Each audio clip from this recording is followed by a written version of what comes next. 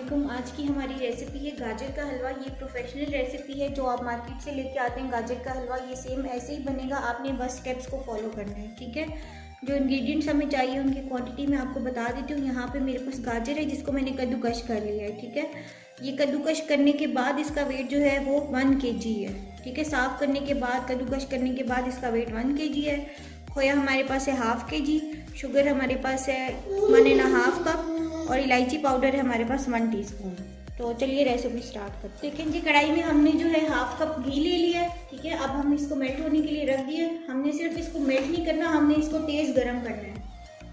جب یہ صحیح گرم ہو جائے گا پھر ہم اس میں گاجریں ایڈ کریں گے۔ گھی ہمارا میلٹ بھی ہو چکا ہے اور دیکھیں یہ تیز آنچ پہ گرم بھی ہو رہا ہے، ٹھیک ہے۔ آنچ آپ نے تیز ہی رکھنی ہے، کسی بھی سٹیج پہ آپ نے اسے سلو نہیں کرنا، ٹھیک ہے۔ اب ہم اس میں یہ جو ہمارے پاس 1 کلو کدوکش ہوئی ہوئی گاجر تھی یہ ہم ڈال دیں گے۔ 4 سے 5 منٹ ہم نے ان کو تیز آنچ پہ ہی بھوننا ہے اس میں۔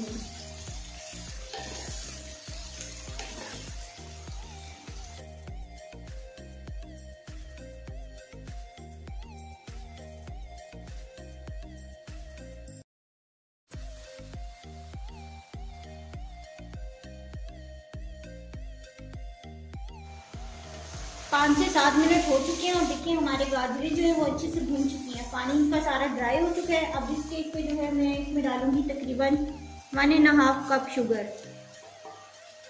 آپ چاہیں تو اپنے ٹیسٹ کے حساب سے کم زیادہ بھی کر سکتے ہیں۔ اس کو ہم نے اتنا پکانا ہے کہ چینی کا پانی جو ہے وہ بالکل خشک ہو جائے۔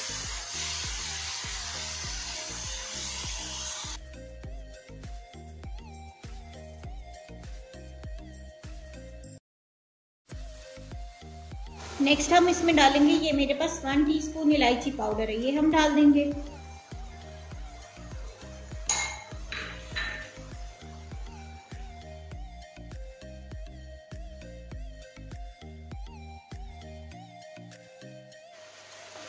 چینی کا جتنا بھی پانی تھا دیکھیں وہ خشک ہو چکا ہے، ٹھیک ہے۔ آئل اوپر آ گیا ہے، اس کا مطلب حلوہ ریڈی ہے۔ اب اس اسٹیج پہ ہم نے جو اس میں جو ہمارے پاس ½ کلو کھویا تھا ہم وہ ڈال دیں گے۔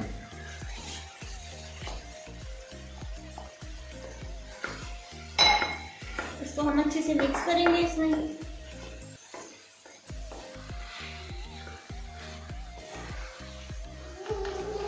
یہ دیکھیں جی، گاجر کا حلوہ ہمارا بالکل ریڈی ہے، بس ہم نے اب اس کو ڈش آؤٹ کرنا ہے۔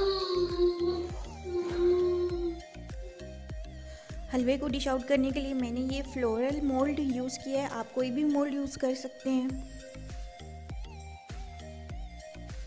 حلوے کو گارنش کرنے کے لیے میں پستہ، بادام اور کھوئے کا یوز کر رہی ہوں، آپ چاہیں تو کوئی بھی ڈرائی فروٹ یوز کر سکتے ہیں اس کو گارنش کرنے کے لیے۔